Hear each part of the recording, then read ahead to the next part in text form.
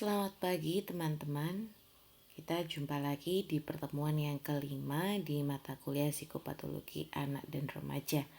Dan topik yang kali ini kita akan bahas adalah child abuse. Oke, kita langsung aja kita bahas tentang child abuse. Yang pertama kita perlu tahu apa itu child abuse, pengertiannya begitu ya, definisinya. Nah, kalau definisi dari child abuse sendiri itu adalah setiap perlakuan buruk atau pengabaian yang mengakibatkan cedera emosional atau fisik. Jadi jelas ya, kalau dari definisinya kita bisa tahu jelas bahwa child abuse itu adalah sebuah perilaku, sebuah tindakan gitu ya, sebuah tindakan yang bisa mengakibatkan cedera pada anak. Ya, cederanya bukan hanya fisik tetapi juga emosional. Oke. Nah, ada beberapa tipe gitu ya, ada beberapa jenis dari child abuse. Ada 4 tipe, ada physical abuse, ada emotional abuse, sexual abuse, dan yang terakhir adalah neglect. Ya. Oke, kita bahas satu-satu gitu ya. Physical abuse ini dari namanya saja sudah terlihat ya, physical abuse. Jadi melukai anak dengan sengaja dengan cara memukul atau menggoyang, menendang, membakar atau melempar benda ke arah anak. Ini sudah termasuk physical abuse gitu ya. Mereka sengaja abusernya, pelakunya dengan sengaja melukai gitu ya, dengan sengaja melukai, dengan sengaja memukul secara fisik ya, melukai secara fisik. Kemudian yang kedua adalah emotional abuse. Nah, ini sebenarnya kadang-kadang pelaku tidak sadar gitu ya, terutama orang tua. Kadang-kadang tidak sadar melukai konsep diri dan kesejahteraan emosional anak. Ya, yang tindakan yang bisa muncul oleh pelakunya itu adalah serangan verbal atau ancaman. Ini juga menjadi salah satu bentuk emotional abuse. Merendahkan itu juga termasuk ya teman-teman ya, merendahkan si anak, menghina si anak gitu ya. Kemudian mengejek si anak termasuk. Oke. Kalau sexual abuse, nah sama ya. Sebenarnya dari tipe-tipenya kita bisa lihat secara secara jelas gitu ya tipe-tipe ini. Setiap kontak seksual dengan anak seperti incest, cumbuan, paparan, bahasa cabul atau sentuhan yang tidak pantas. Nah, ya sexual abuse ini cukup jelas ya apa yang dimaksud dengan sexual abuse. Oke. Nah, kalau neglect, oke, ini sepertinya kepotong ini ya PPT-nya. Neglect ini kalau dari katanya neglect ini kan mengabaikan. Jadi salah satu bentuk abuse yang mengabaikan, gagal menyediakan kebutuhan keamanan fisik dan emosional anak secara utuh gitu ya. Jadi anak butuh keamanan, anak butuh keamanan fisik, kebutuhan fisik gitu ya, emosional, tetapi orang tua mengabaikan. Contoh aja, anak butuh makan, tetapi diabaikan. Nah, ini termasuk salah satu abuse ya. Jadi tidak diberi makan, kemudian tidak diajak berbicara. Itu salah satu juga bentuk dari neglect, mengabaikan. Ya. Nah, ada beberapa tanda atau yang bisa kita amati gitu ya, warning sign-nya. Ada yang bisa kita amati. Nah, kalau kamu ini karena kita ngomongin anak dan remaja ya, karena kita pasti harus berada di sekitar anak dan remaja, ya. Tanda-tandanya gitu ya, tanda-tandanya dari physical sign-nya, entah ada memar, kemudian ada luka bakar gitu ya, ada bilur, rambutnya hilang, bukan rontok ya, hilang, patah tulang, luka gores, memar, luka di area genital dan sebagainya. Kemudian dari penampilannya ya, kalau kita lihat secara penampilan ya, anak-anak yang mengalami abuse ini, anak kecil yang diabaikan atau dilecehkan mungkin sangat kotor dan tidak terawat. Terlihat ya, terlihat dari apalagi yang diabaikan, neglect tadi ya, tidak dimandikan dan sebagainya. Pakaian mungkin dalam kondisi buruk atau tidak sesuai dengan cuaca. Jadi misalnya waktunya musim hujan gitu ya, tetapi dia tidak dipakaikan jas hujan dan sebagainya, dibiarkan dengan itu. Oke.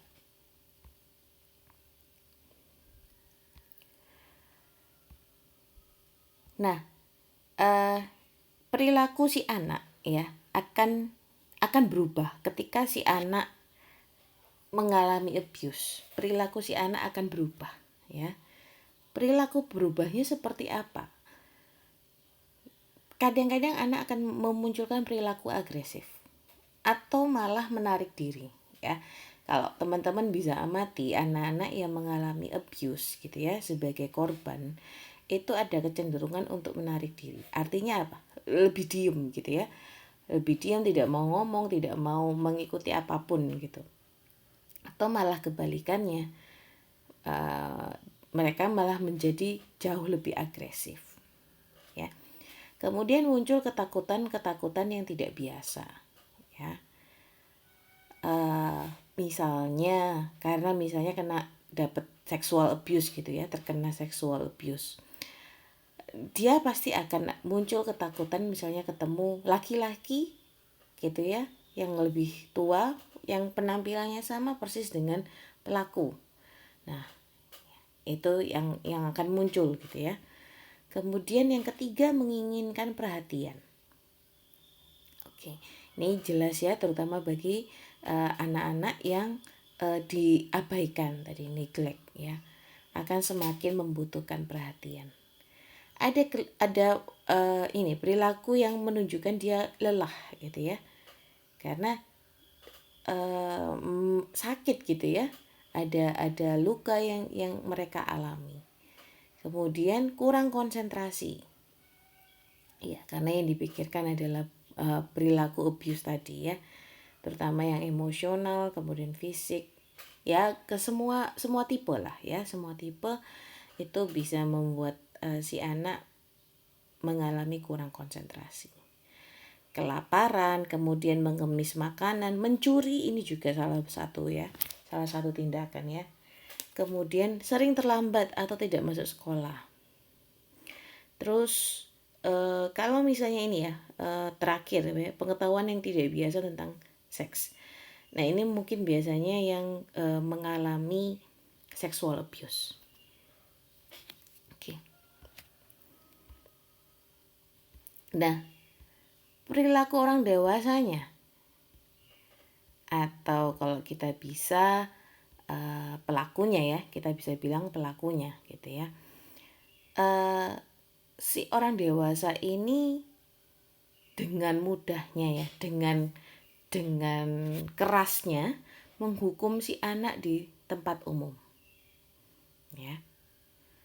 Kemudian menganggap anak lebih seperti sulit gitu ya, anak saya ini berbeda gitu misalnya, atau si anak ini berbeda, si anak ini susah, si anak ini nakal dan sebagainya.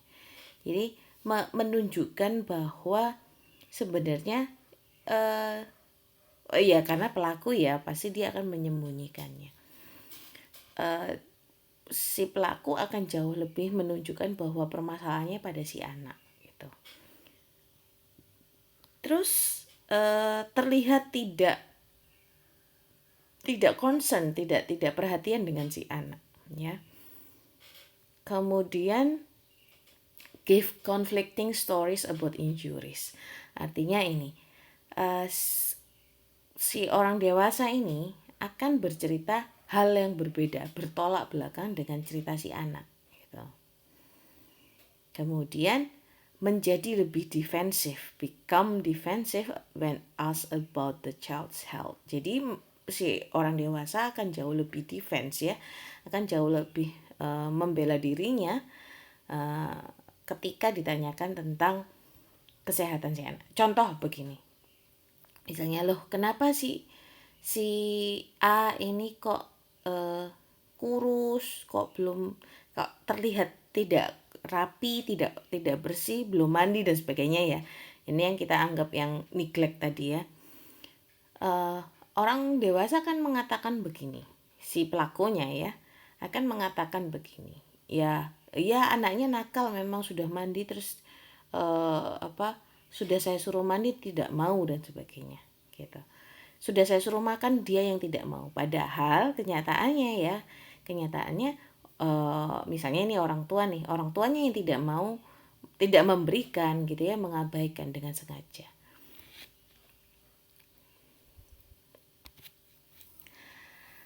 Kenapa kita harus mempelajari itu gitu ya? Kenapa kita harus mempelajari itu? Sebenarnya kalau ada terjadi child abuse gitu ya, yang terluka sebenarnya bukan hanya anak gitu ya, tetapi society, masyarakat ya.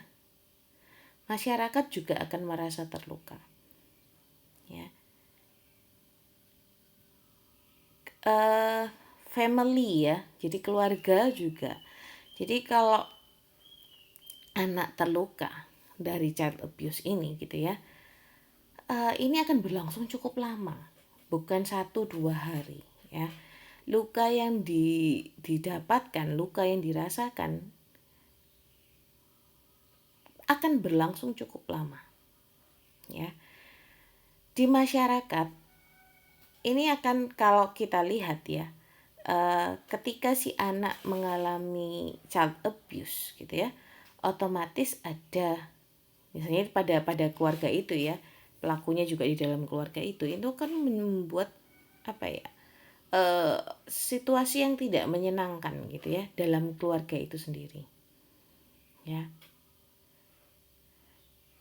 Nah, kenapa kita harus belajar ini ya, karena kita bisa gitu ya, banyak hal yang bisa kita lakukan untuk mencegah terjadinya child abuse dan mengurangi gitu ya, mengurangi dampak atau efek negatif gitu ya yang didapat oleh anak ataupun keluarga.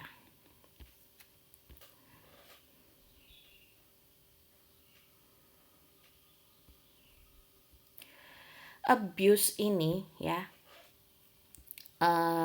memberikan dampak yang tragis juga ya. Pasti secara fisik mereka akan merasakan sakit yang luar biasa gitu ya. Ada medical problem, ada permasalahan dalam kesehatannya ya.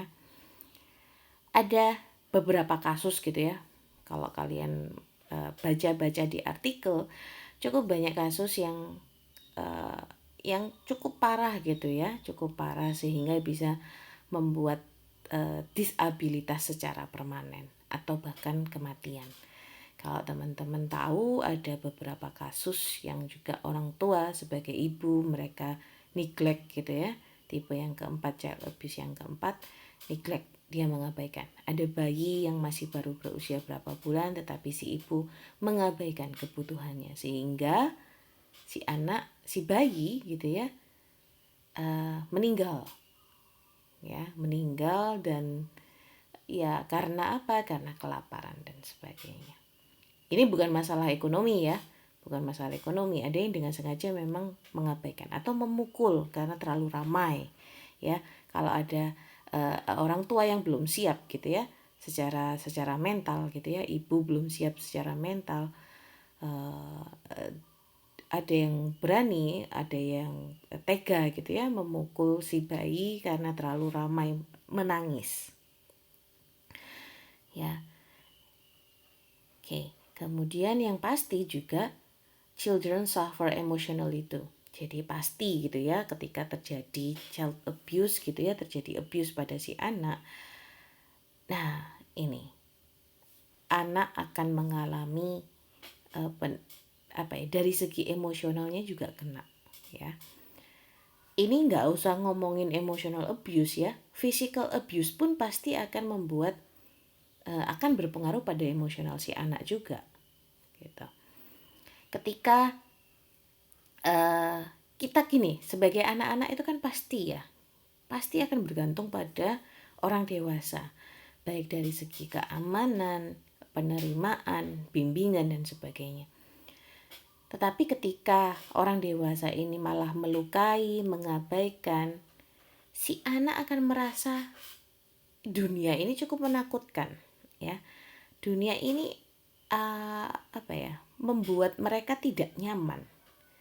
Karena gini, yang seharusnya tempat dia untuk bergantung dan merasa diterima, mendapatkan kasih sayang dan sebagainya, itu sudah runtuh gitu ya. Dia tidak bisa bergantung lagi gitu dengan orang dewasa yang malah melukai. Nah, ada ketakutan yang cukup besar dari si anak.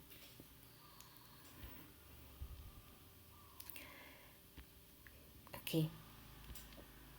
The emotional effect of abuse can last a lifetime. Jadi, yang tadi saya bilang, efek emosionalnya ini akan jauh berlangsung atau akan terasa seumur hidup gitu ya. Ya. Jadi harga dirinya cukup akan mengalami rendah gitu ya, self esteemnya akan menurun gitu ya.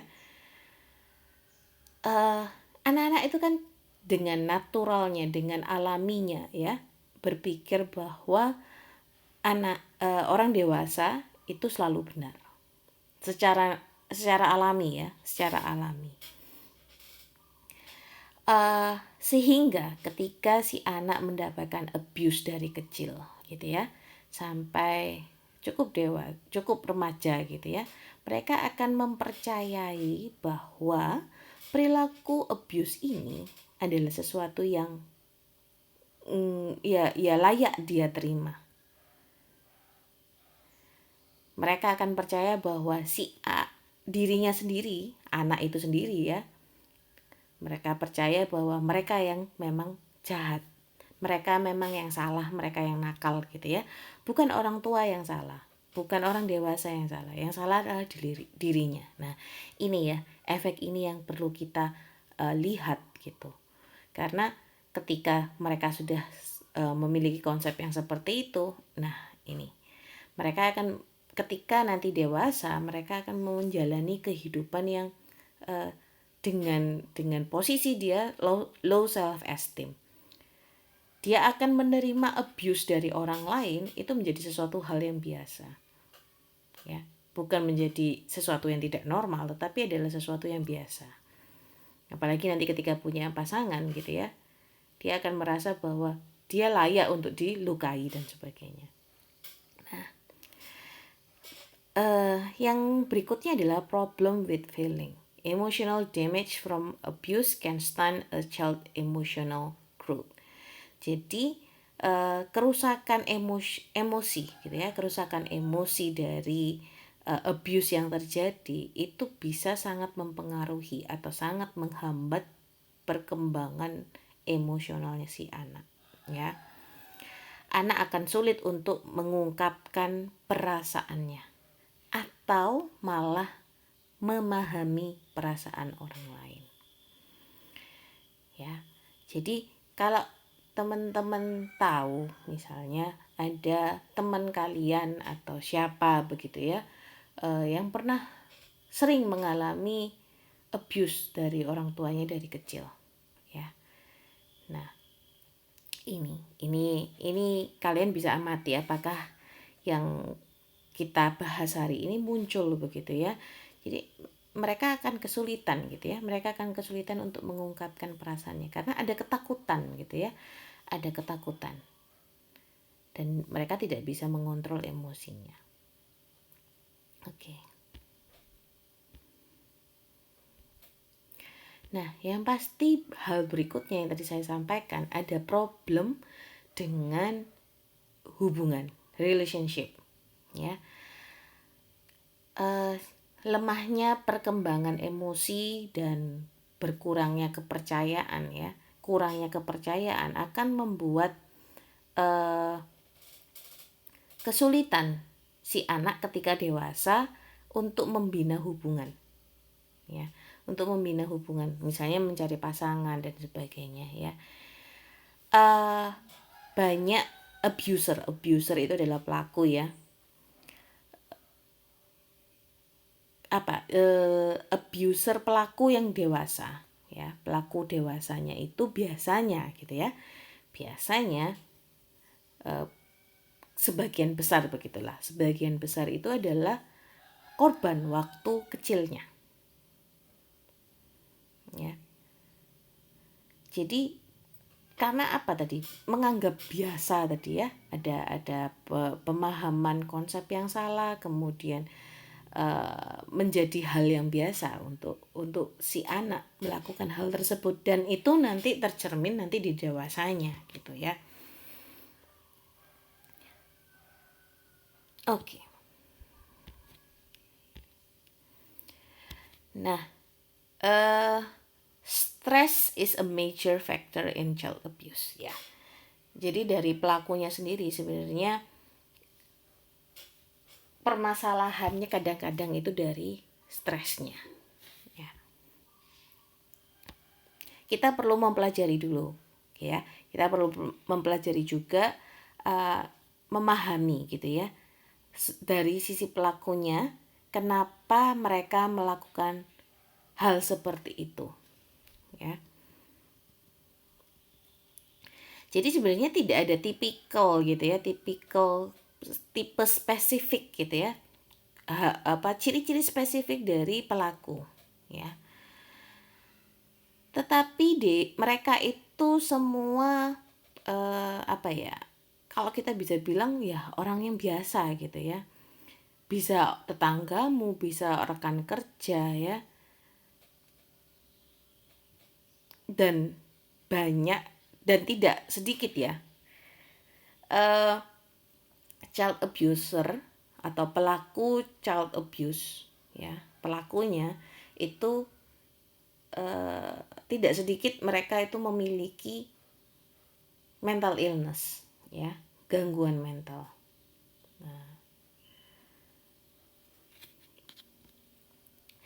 Dan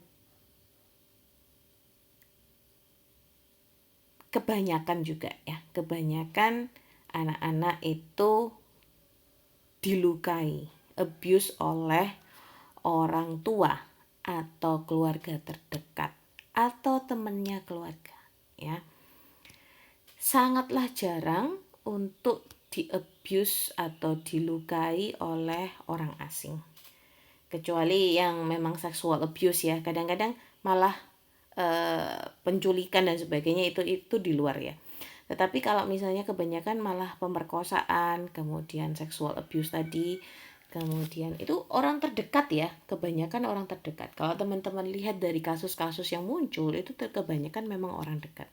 Entah pamannya, entah tetangganya atau temannya, orang tua dan sebagainya. Oke. Persamaannya, ya. Persamaannya dari para pelaku. Nah, para pelaku kekerasan ini tidak terlalu memikirkan diri mereka sendiri. Mereka memiliki perasaan gagal dan frustasi. Jadi, low self esteem juga, ya. Kemudian mereka juga lemah dalam mengontrol emosinya, ya. Jadi, pelaku kekerasan mudah kewalahan oleh perasaan mereka sendiri, gitu. Ya kalau kita amati berarti dia kan nggak bisa ngontrol nih. Apalagi misalnya ngomongin sexual abuse, dia nggak bisa ngontrol nafsunya. Kemudian emosinya juga, kalau orang dewasa yang melakukan physical abuse, kemudian emotional abuse gitu, mereka akan kesulitan, ya. Mereka memang kesulitan gitu, ya. Mereka memang kesulitan mengatasi emosinya sendiri. Dan kesamaan lainnya itu adalah mereka juga pernah punya masa lalu di mana mereka menjadi korban juga, ya.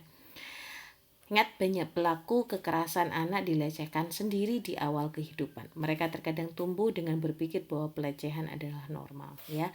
Tadi karena ini yang tadi saya bahas, yang kita pahami tadi bahwa anak itu kan bergantung tuh sama orang tua, sama orang dewasa. Bergantung, mereka butuh bimbingan dari sana, mereka butuh rasa aman dan sebagainya, ya. Sehingga dan mereka juga menganggap bahwa orang tua itu selalu benar, ya, orang dewasa itu selalu benar, sehingga ketika menerima perlakuan seperti itu menjadi adalah sesuatu yang normal, ya. Sederhananya deh teman-teman, kalau mungkin teman-teman tidak mengalaminya, tapi di zaman saya itu zaman saya ke atas gitu ya, jadi semakin tua usianya itu perilaku memukul orang tua itu dianggap sebuah hal yang normal, ya, perlu dipukul dan sebagainya gitu ya. Ketika mereka melakukan kesalahan, tangannya dipukul, kayak di sekolah gitu ya, kalau tangannya kukunya panjang dipukul gitu ya. Nah, itu kan termasuk physical abuse sebenarnya. Nah, itu konsep itu menjadi dianggap sesuatu yang normal, sehingga terbawa lagi ketika mereka menjadi orang tua, dan itu mereka terapkan kepada si anak. Nah, itu akan terus begitu terus sampai sebenarnya orang tersebut sadar bahwa itu adalah perilaku yang tidak tepat, ya. Jadi sebenarnya ada harapan gitu ya buat pelaku ini, ya. Mereka bisa mengatasi masalahnya, ya. Dengan bantuan mereka bisa dapat mengatasi masalah yang mengarah pada child abuse ini.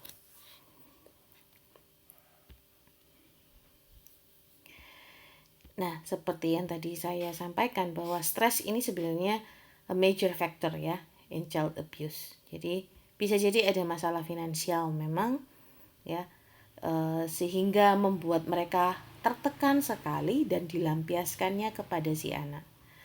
Dan kadang-kadang orang tua gitu ya, orang tua itu melihat si anak itu sebagai mengingat kegagalannya, karena dia merasa tertekan ya, dia kesulitan dengan ekonomi, tapi dia harus menghidupi si anak. Nah, melihat bahwa si anak ini menjadi sebuah kegagalan ya, kegagalan dari dirinya, sehingga emosi tadi yang dia lampiaskan ke si anak. Nah, kemudian social isolation. Jadi kalau misalnya nggak ada komunikasi gitu ya, nggak ada support dari temen, nggak ada support dari keluarga besar, kemudian akan membuat semakin, ketika gini, kehidupan itu pasti penuh tekanan gitu ya. Ketika tidak ada support dari orang terdekat, ya, ini akan membuat dia menjadi lebih pressure ya, tertekan, akan jauh lebih tertekan, sehingga dia tidak bisa mengatasinya gitu ya, sehingga menumpuk gitu, kekesalannya semakin menumpuk, ya. Kemudian masalah yang sama juga ya, stres yang muncul itu adalah marital problem. Jadi masalah dengan perkawinannya si orang tua ya, ini juga menjadi pertanda ya, menjadi salah satu penyebab gitu.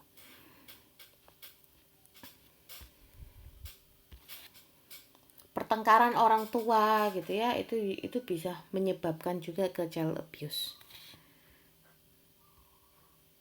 Jadi misalnya ya, ada keluarga muda gitu ya, si bapak tidak mau ikut gitu ya, membesarkan si bayi gitu ya, membesarkan si anak, sehingga si ibu juga belum siap untuk menjadi seorang ibu, sehingga kekesalannya dilampiaskan kepada si anak, ya. Okay. Lack of parenting skill. Nah, ini juga penting ya. Yang tadi saya sampaikan, keluarga muda kadang-kadang belum siap, tidak punya keterampilan sebagai orang tua, ya. uh, orang tua yang tidak tahu banyak tentang anak gitu ya akan memiliki ekspektasi yang berlebihan kepada mereka. Misalnya ya, nggak tahu nih kalau si anak ini pasti akan berlari-lari. Mereka berharap bahwa si anak akan tetap diam gitu ya, disuruh ini mau dan sebagainya gitu ya. Nah, tidak nangis di tengah malam dan sebagainya. Kalau mereka tidak memiliki pengetahuan tentang parenting, kalau mereka tidak mengetahui pemahaman tentang anak gitu ya, mereka akan memaksakan keinginan mereka supaya si anak melakukan hal tersebut. Nah, ketika itu tidak terjadi, ya, tidak realistik kan, tidak realistis gitu kan. Kalau misalnya si bayi tidak boleh menangis sama sekali, ya nggak mungkin kan. Dan mereka akan menjadi, si orang tua akan menjadi lebih abuse karena emosi gitu ya, kok disuruh diem kok nggak mau gitu ya, sudah dikasih minum, dikasih ASI masih nangis, sudah digantiin popok masih nangis dan sebagainya. Nah, mereka akan menjadi marah ya dan mulai melukai. Nah, ini ya karena lack of parenting skill. Kemudian illness ya, illness ini juga ya. Kalau misalnya illness ada penyakit-penyakit gitu ya, penyakit-penyakit yang di dalam keluarga dari orang tuanya gitu ya, dari orang tuanya sehingga misalnya ada tiba-tiba didiagnosa punya penyakit ini sehingga dia tidak bisa bekerja secara maksimal. Nah, itu kan efeknya nanti ke finansial juga. Dia tidak mendapatkan pendapatan begitu ya. Kemudian secara emosi juga terkuras gitu ya karena ada penyakit, ada yang harus diperhatikan dan sebagainya. Nah, atau malah si anaknya yang memiliki penyakit. Nah, ya, atau memiliki gangguan. Nah, ini juga bisa menjadi salah satu penyebabnya tadi. Ya. Bayangkan kan kalau teman-teman lihat juga anak-anak ABK, ada yang di-neglect, ada yang diabaikan sama orang tuanya. Dia dibiarkan apa adanya. Tidak ditemani, tidak di di treatment gitu ya, treatment sederhana, nggak harus ke psikolog, tapi paling tidak ada penerimaan dari orang tua. Tapi kalau ada yang orang tuanya belum siap, ya ini child abuse yang akan terjadi. Jadi nggak ada namanya excuse dalam child abuse. Nah, kadang orang tua itu juga terpengaruh oleh obat ya, kalau misalnya ada yang dengan obat atau alkohol itu juga bisa mempengaruhi. Jadi bukan alasan aduh stres dan sebagainya, enggak ya, karena stres itu adalah bagian dari hidup kita, bagian dari hidup manusia ya.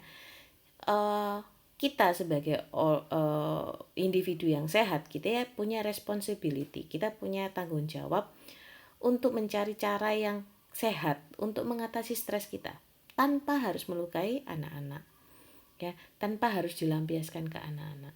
Nah, ini penting teman-teman ya.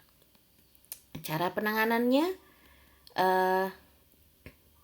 yang perlu kita pahami dulu bahwa anak-anak itu bisa jadi akan menceritakan itu ya secara tidak sadar atau secara implisit gitu ya. Mereka akan menceritakan atau membicarakan tentang perilaku yang dia alami ya. Yang pasti kita harus tanggapi nih apa yang mereka katakan dan kecurigaan apapun yang kita miliki dengan serius gitu ya. Kita perlu curigai nih. Jadi kalau misalnya dia sudah menceritakan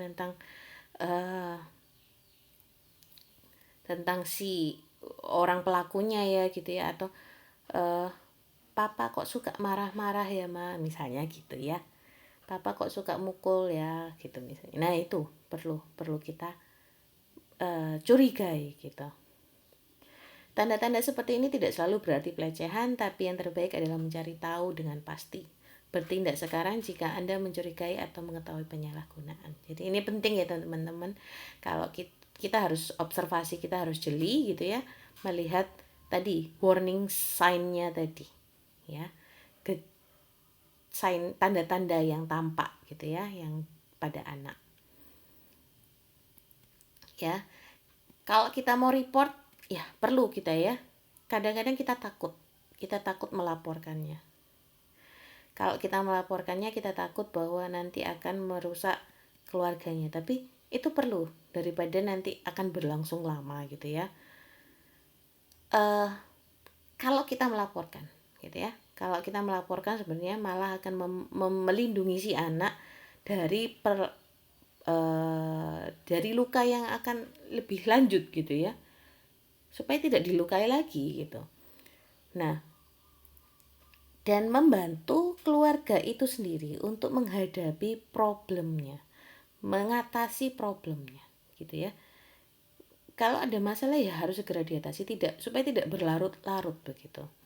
Pada kasus-kasus yang parah gitu ya, ada kemungkinan si anak akan diambil dari rumah tersebut dan dipisahkan untuk jauh lebih aman ya, sehingga mereka akan mendapatkan treatment yang jauh lebih bagus untuk kesehatan mereka ya, baik dari si pelaku ataupun si anak juga. Apalagi kalau budaya kita ya agak-agak susah karena melaporkan itu takut gitu ya, takut efeknya dan sebagainya. Biarkan si orang tua yang mengatasinya sendiri. Apalagi bukan sekarang ya, dulu itu memukul anak itu hal yang biasa gitu ya.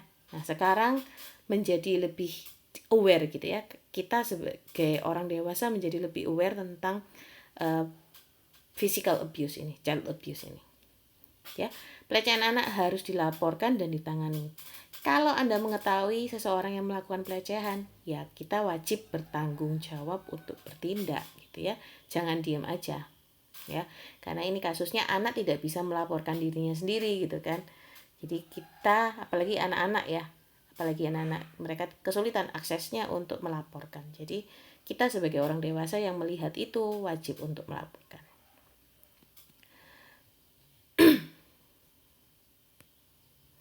Oke, nah di mana kita mencari bantuan dan informasi gitu ya? Konsultasi ke konselor atau psikolog gitu. Atau bisa ke lembaga sosial langsung atau perlindungan anak ya. Itu bisa kita langsung ke sana.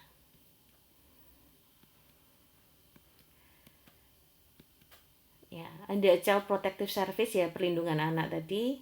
Bisa kita cari hotline-nya. Kalau di Indonesia nggak ada hotline-nya ya, tetapi ada support group gitu ya, ada komunitas yang akan membantu, biasanya begitu. Kemudian apakah bisa di-prevent, apakah bisa dicegah? Bisa ya. Sekolah mempunyai andil di situ, sekolah mempunyai tanggung jawab. Biasanya sekolah yang bisa melihat gitu ya, terutama yang di physical abuse atau tadi warning sign itu bisa terlihat di sekolah ya. Ketika anak sudah mulai mudah lelah, kehilangan konsentrasi dan sebagainya ya. Saya sharing sedikit, waktu saya ngajar itu ada orang tua yang memang melakukan kekerasan. Jadi waktu pertemuan dengan orang tua gitu ya, mereka dengan santainya mengatakan begini, kalau anak saya tidak belajar saya pukul pakai sabuk. Nah, pada detik itu juga saya menyampaikan bahwa itu sebaiknya tidak dilakukan lagi, Pak. Karena ketika si anak semakin dihukum seperti itu, dia akan semakin tertekan. Ya memang, kenapa waktu itu kami panggil gitu ya, kami panggil untuk pertemuan orang tua, karena si anak ini tidak mengalami kemajuan dan susah sekali konsentrasi di kelas ya. Kemudian ternyata dia mendapatkan emotional abuse juga, dimana dia selalu dibandingkan dengan kakaknya, dia selalu direndah-rendahkan oleh orang tuanya gitu ya. Dia dikatakan goblok, memang Bu, anak saya ini memang goblok, dan perkataan itu disampaikan di depan anaknya ya. Anaknya itu usia kelas berapa ya, kelas 3 ya dimana sudah paham sebenarnya arti bodoh dan sebagainya, ya. Nah, ya kita sebagai tetangga, kemudian keluarga, sepupu atau sebagainya, kita bisa lihat ya, kita bisa amati kalau mereka butuh, kita bisa ini sih, menyediakan telinga gitu ya, menyediakan telinga, membantu, memberikan informasi dan sebagainya, ya. Ikuti komunitas-komunitas yang bisa membantu ini tentang perlindungan anak. Atau kita juga bisa memberikan psikoedukasi nih. Ini kita sebagai orang psikologi gitu ya, kita bisa memberikan psikoedukasi tentang parenting skill. Ya. Jadi child abuse itu adalah problem dan yang perlu kita perhatikan semua ya. Kita perlu memahami penyebab dan dampak dari child abuse. Kemudian kita perlu mempelajari, mengidentifikasi warning sign-nya, dan kita perlu report, kita perlu laporkan gitu ya, laporkan, dan kita perlu juga mencegah terjadinya lagi child abuse. Oke, terima kasih teman-teman. Ini penjelasan saya untuk materi hari ini, child abuse. Semoga bisa teman-teman pahami. Jika ada pertanyaan, silahkan tuliskan di forum diskusi di Bella. Oke, terima kasih dan selamat pagi.